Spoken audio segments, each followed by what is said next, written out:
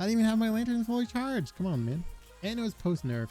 Nerf, you say? Yeah, because I didn't have my lanterns charged. Chill out. Oh, that's a nerf.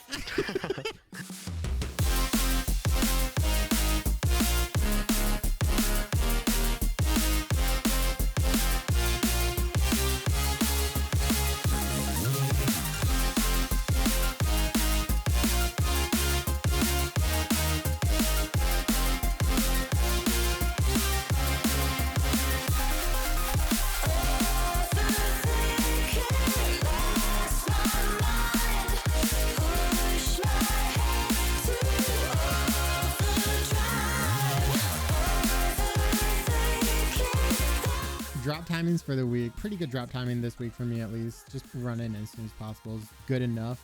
The real sweat strategy is run up to the platform, take a quick breather, and then drop in after your pod up. Yeah, going in right away or delaying a few seconds and then going in can give you a few different starts. They all pretty much result in the same thing, so it doesn't make too much of a difference. The only thing that's really changing with your drop timings this week is his positioning, obviously. And he positions himself really close to the where you land anyways right off the start. So your drop timing is going to make a difference on the darkness. So if that matters to you, change your drop timing around that. But in general, you're going to have to deal with the darkness anyways at some point. So not a huge deal, honestly. Yeah, sounds about right. Builds for the week. You and me actually had a different build, which is spiritually the same build. So your build was 6 Conduit, 6 Overpower, 6 Predator, 6 Rage, 6 Rage Hunter, 3 Cunning, and 3 Discipline. And my build was 6 Conduit, 6 Overpower, 6 Rage, 6 Rage Hunter, 3 Zerker, 3 Cunning, 3 Discipline, and 3 Wild Frenzy. The reason I had to change my build from your build is because you do the big brain strategy of not upgrading your armor. And so I was not taking enough damage to get low enough. So that's why I had to pop in 3 Zerker and 3 Wild Frenzy, whereas you rocked 6 Predator. The only difference between these builds that I dropped the 6 Predator for 3 Zerker and 3 Wild Frenzy, just to get me that less HP. These builds are running the Shroud weapons, so you need to be under the 20% HP to deal that 50% extra damage. As far as sweat builds for the week, I think this is pretty much as best as it gets. That Shroud additional damage is just so good, and it's really not too detrimental to tank that damage. If not, though, I think the best build would just be running a low life build. Yeah, you can do like Riftstalker, Drazk, Hellion. It's all like pretty similar results, and I think the legendary Hellion Striker's build I was using might be better. I haven't played it enough to make a conclusion on that. But it's +6 Overpower, Predator, Rage, Rage Hunter, and the +3s are Discipline, Berserker, Wild Frenzy, and Conduit.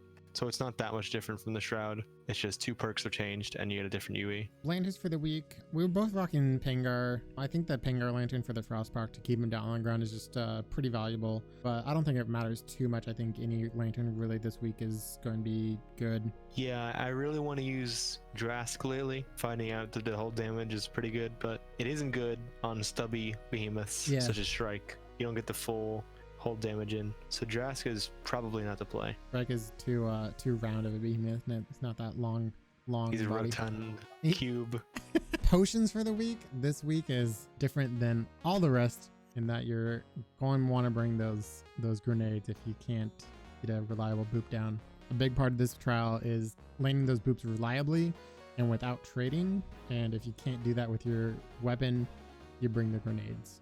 Yeah, of course, chain blades, hammer, and pike all have it easy, like always, but strikers, their classic Spirit Barrage combo isn't so reliable for booping on this trial because it trades so much more than any other boop in the game on Shrike. Viable weapons for the week. Just going down the list. Striker is definitely viable. Chain blade is definitely viable. Pike, I think, is viable. Yeah, payload. Hammer, definitely viable. Swords, definitely viable, especially after their buff. Sword, actually, it's kind of yikes chasing him around after the boops. You lose stamina sprinting with your weapon out, so you either gotta sheath it and then pull it back out after running 10 feet, or Valiant Overdrive, which causes you to lose damage on Avenging Overdrive. It might actually be the play to run grenades on sword, and then that would be a really good speedrun stat, but I don't know if it's as good as it usually is, like every other week. Axe, I don't think is viable for sub 3 this week. If you can, it's going to be really close and really hard. And once again, you're just better off playing a different weapon. Repeaters, I don't think is viable for a sub 3 either. Nah, you have to do some weird overpower weighted strike salvo chamber strats. Yeah. It'd be really weird. Yeah, because like repeaters can bring grenades just like any other weapon, but repeaters damage is too low to get by with just 3 boops. So you're going to have to do more boops than that with repeaters. Bust out the Torg special while he's on the ground. Just pound his head and become a striker main. Become an actual weapon. Just for a few seconds. Yeah. No more pew pew.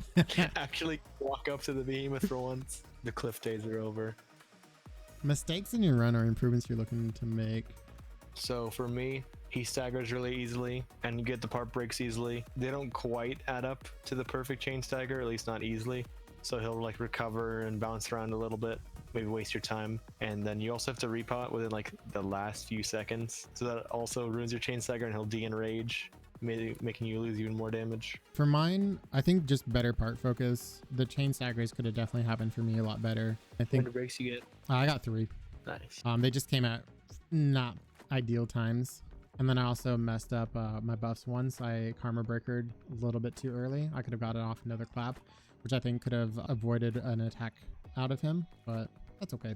It's all right. We got Beska to play. Don't need to grind the bird too Yeah. hard. Strategy inside the arena. The strategy this week is hit him with the grenades while he's flying through the air, and then beat on him while he's on the ground. Yeah, you can save a little bit of him flying around, wasting time, and make him a little more predictable by running away during his enrage animation. He'll fly straight at you, interruptible, if you're far enough away when that starts. So something important to keep in mind is like when he enrages, that should be right about the time that the doggos are spawning, and they only spawn in one part of the map. So if you see where the doggos are, run away from them because then you can get a free easy boop without having to deal with them. But if you run towards them, you're going to have a hard time getting the boop with them flicking their tail at you. Yeah, they sometimes jump at you, even when the behemoth is near on other trials, but Shrike is perfect for them because he's actually moving away from you a good distance when the boops are happening, and that's their perfect time to fly in and 360 tail whip you. Yeah, and once again, Pinger Lantern helps with that quite a bit. It usually keeps the doggos at bay, but sometimes they can slip on by. Just for a little moment to ruin your predator.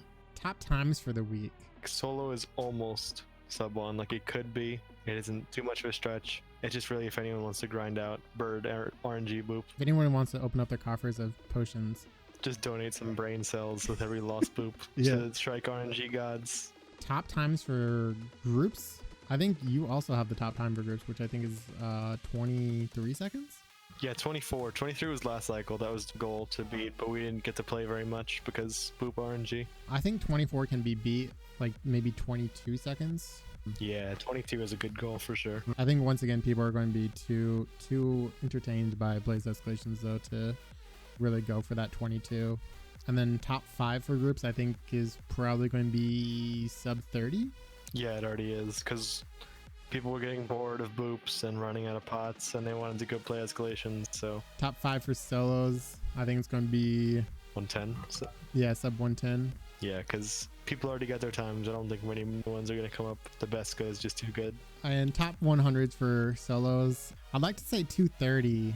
I don't even like to say sub 2, honestly. I think it's up there, but I think 230 with the motivation that I think we're seeing so far. Yeah, past the 1 minute mark, he'll de-enrage, and when he's enraged, he's nice and predictable, Boop City. But it's when he's out of enrage that's terrible, and you have no idea what he's gonna do next. You just don't get any boops, and then group will be like sub 145 maybe, because the trail curries can end in that range if you're having a good run. Yeah, I think that's probably pretty accurate. Once again, like I think sub 2 with really low motivation, but I think the motivation will rise once people are done with the escalation. Yeah.